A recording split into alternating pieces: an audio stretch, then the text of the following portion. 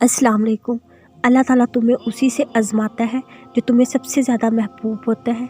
वो तुम्हें तुम्हारी मनपसंद चीज़ के हाथों बेबस कर देता है और फिर वही बेबसी कहीं सजदा करवाती है, कहीं फरियाद लेकर खाली झोली भराती।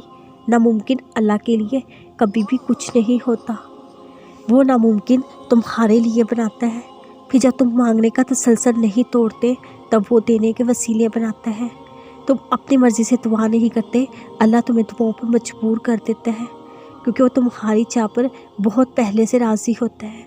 आजमाइशें तो बस एक बहाना होती है और नसीब मोड़ दिया जाता है। फिर तुम्हारी मनपसंद चीज़ तुम्हें वापस देकर तुम्हारे अंदर नई ज़िंदगी फूंक देता है। जब बार बार हम दुआएं करते हैं, मांग मांग के जब थकने वाले होते हैं, तब अल्लाह हमारे थकने से पहले वो सब लुटा देते हैं जिसके लिए हम उसके दर पर हाज़िरी दे रहे थे। अल्लाह से लाई उम्मीदें थकने नहीं देती, कभी भी किसी को नहीं।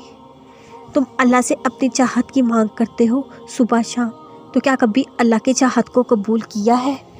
अल्लाह से अपनी बात मनवाने के लिए सजदे करते हो, क्या उसकी मानी है दिल से?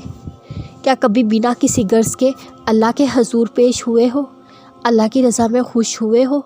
तुम्हारे दिल और रूह को सुकून तब भी मिलेगा जब अल्लाह की रज़ा में खुश होना शुरू कर दोगे। दिल पे लगी चोटें और ज़ख़म लेकर जब हम अल्लाह के पास जाते हैं, सिर्फ वही उस पर मरहम लगाता है, वही हमें संभाल लेता है। उसके लगाए मरहम रूह को सुकून दे जाते हैं। बेशक उसकी दस्तरस में सब कुछ मुमकिन है।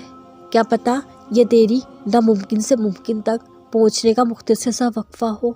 अल्लाह पर यकीन इतना मजबूत कर लो, आज नहीं तो कल, कल नहीं तो परसों वो तुम्हें तुम्हारे हिस्से की खुशियाँ अता करेगा, जिसमें मुकम्मल सुकून होगा।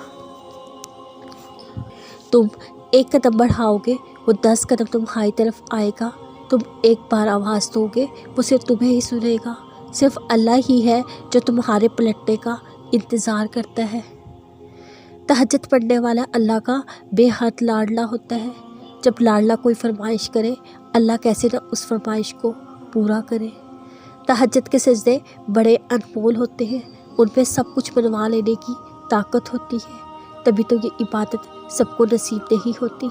अल्लाह के बहुत ख़ास बंदों को उस वक्त इबादत का, अल्लाह से बात करने का मौका मिलता है जब अल्लाह सिर्फ उनकी आवाज़ सुनने पहले आसमान पर आता है। जब हम दुआएं लगातार करते रहते हैं, वही दुआएं एक ना एक दिन सुलझ के गुण की डोरी से जा मिलती हैं।